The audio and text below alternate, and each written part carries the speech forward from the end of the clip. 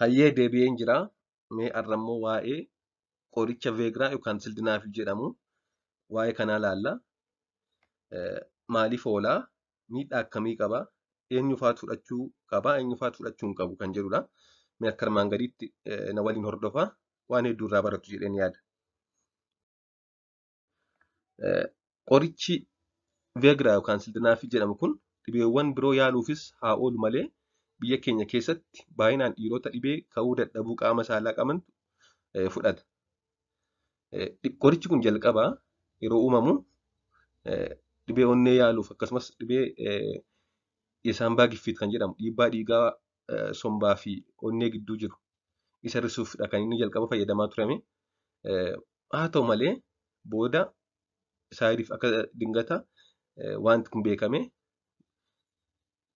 dhiibbaa dhiigaa hir'isuun dabalata qaama saalaa kaasuudhaan baay'ee poopulaar ta'e waan dhufeef gara sanatti shiifte jechuudha. Kanaaf biyya keenya keessatti dhibee qorichi kun akka qaama saalaa kaasuu qofattidha kan inni beekamu. Haa ta'u malee yeroo ammaallee daa'immaniif nuti dhiibbaa dhiigaa kan sombaaf onnee gidduu jiru saambaa giffiit kan jedhamu yaaluuf itti fayyadamaa jirra jechuudha. Kanaaf dhibee adda addaa yaaluuf ni gargaara wanti kuni. Haa ta'u malee yeroo hedduu namoota ka'uu diduu qaama saalaa qabantu itti fayyadama biyya keenya keessatti jechuudha. Qorichi kun of keessaa dawaa Sildinaaf jedhamu qaba. Veegiraa kan jedhamu kun. Innis kan hojjetu ujummoo dhiigaa qaama saalaa akka diriiru yookaan akka ujummoon dhiigaa qaama saalaa dhiiraa bira jiru akka inni babal'atu gochuudhaan akka inni sirriitti dhaabbatuu fi jabaatu gochuun tajaajila jechuudha. Kanaaf egaa kanneen itti fayyadaman yeroo hedduu kanneen qaamni saalaa isaanii ka'uu didee fi akkasumas kanneen osoo sekendii muraasa keessatti daqiiqaa muraasa keessatti dafanii xumuran sana sirreessuufidha kan inni gargaaru. Qoricha kana karaa ajaja hakiimaa akkasumas kallattiin faarmaasii irraa namoonni gaafatanii bitatan hedduudha. Yeroo tokko nama ta'een gaaffee qorichi heddumminaan isin gurgurtan maadha jedheen gaaffee faarmaasii. Innis maal jedhee galgala Sildinaafii yookaan Veegiraa kanadha. Ganama immoo poostpiiliidhaan. Kanaaf egaa ajaja hakiimii malee qoricha baay'ee gurguraman keessaa tokko isa kanadha. Qorichi kun miidhaa adda addaa qaba. Yookaan akka saayid effektii qaba jechuudha. Qorichi kun akkuma faayidaa qabu miidhaa cinaa yookaan saayid effektii ni qaba. Miidhaa Veegiraa bakka lamatti qoonnee ilaaluu dandeenya. Innis inni jalqabaa saayid effektoota yeroo hedduu mul'atan garuu kan lubbuu dabarsuuf yookaan dhibee lubbuu dabarsuuf hin sodaachisne saayid effektii sasalphaa ta'an jechuudha. Akkasumas saayid effektii cimaa kan hanga lubbuu dabarsuutti illee ga'uu danda'an qaba. Kanaaf egaa namoonni qoricha kana fudhatan wanta kana sirriitti beekuu qabu jechuudha. Mallattoo saayid effektii yeroo hedduu mul'atan keessaa jechuunis kan lubbuun dabarsine garuu yeroo hedduu mul'atan tokko qaama ho'isuudha. Flaashing, warmis, redness, tingling, feeling. Kana malees mataa dhukkubbii fiduu,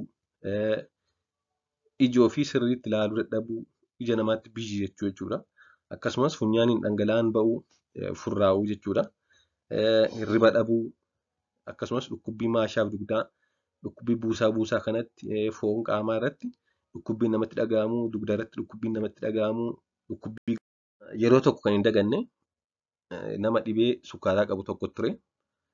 Namni dhibee sukkaaraa qabu kun rakkoo ka'uu diduu qaama saalaa waan qabuuf dawaa kan ajajee fi sanaa booddee namni sun ganama barii dhufee mana yaalaa jechuudha. Wanti kana qabbaneessu jira, wanti kana tasgabbeessu jira jedhee gaafate. Sababni isaas egaa wanti kun saayid effektii hedduu waan qabuufidha. Mee mallattoolee saayid effektii baay'ee siiriyees ta'an haa ilaallu. Kan hanga lubbuutti illee sodaachisan jechuudha. Namoonni qoricha kana fudhatanii mallattoolee kana ofirratti argan hatattamaan mana yaalaa deemuu qabu.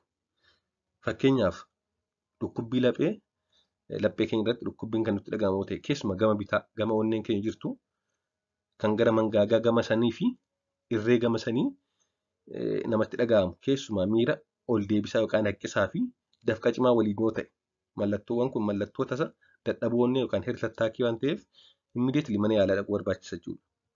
Akkasumas tasa ija arguu dhabuu sudden loss of vision tasa ija arguu dhabeera taanaan saayid effektii cimaadha ija jaamsuu danda'a jechuudha. Isaan kun mallattoo baay'ee siiriyees ta'anidha. Onnee irratti dadhabbii cimaa fiduu ija jaamsuu danda'a. Yeroo hundaa mul'achuu baatu iyyuu darbee mul'achuu danda'a wanti kun. Kana malees qaamni saalaa ka'e sun yoo dhukkubee akkasumas yoo baay'ee ka'ee ture sa'a 4 turaan prolonged erection kan damage jabine sa'a 3-4 turaan Kun egaa rakkoo an biraa fida jechuudha. Qaama saalaa sana daameej gochuu yookaan miidhaa guddaa irra geessisuu danda'a. Gurra keessaa namatti iyyuu gurri dhaga'uu dhabuu yoo fide, dhaannaan onnee toora eeguu yoo dhiise, irrigulaar heerti biitti. Kana finnaan immiidiyeetilii ogeessa fayyaa mariisuun barbaachisaadha jechuudha. Kana malees hafuurri cituu, gaggabdoo, lafaan martoo kana finnaan immiidiyeetilii mana yaalaa deemuun barbaachisaadha. Haa ta'u malee warri siiriyees ta'an kun yeroo hedduu mul'atanii keessumaa kanneen doozii hedduu fudhatan, overdoos fudhatan, ajaja yaalaa malee kanneen fudhatan kanaaf saaxilamuu danda'u. Kanaaf qorichi kun qoricha salphaa miti jechuudha. Qoricha miidhaa guddaa fiduu danda'u. Mee namoota qoricha kana fudhachuu hin qabne tootaaliin kontiraandikeetir kan ta'e eenyufaatu fudhachuu hin qabu jennee ilaalle qoricha kanaaf allarjii kan qaban, qoricha kana fudhatanii allarjii kan godhatan, sababa biroof qoricha gosaan naayitiraayit jedhaman kanneen fudhatan, keessumaa qoricha onnee fa'aa kan fudhatan jechuudha. Akkasumas dhibee onnee cimaa kanneen qaban, kana malees kanneen dhiibbaa dhiigaa gad bu'aa qaban, haayipotensiif kan ta'an, dhiibbaa dhiigaa gad bu'aa kanneen qaban, wanti kun immoo dhiibbaa dhiigaa gad buusuu danda'a.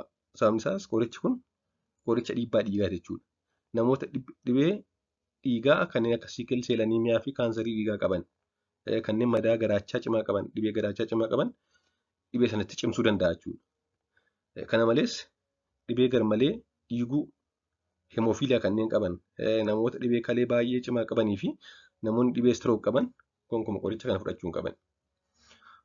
Qorichi kun egaa akkuma duratti jedhe namoonni hedduun fudhatanii yeroo itti shookii galanii hospitaala galan jiru. Kan hin daganne waggaa tokko dura dargaggoon tokko qoricha kana fudhateeti shookii keessa galee mana yaalaa dhufee lubbuusaaf hanga nama sodaachisutti dhibee cimaa keessa galeeti kan inni yaala guddaadhaan fayye. Haa ta'u malee qorichi kun asittis achittis gurguramaa jira yeroo ammaa.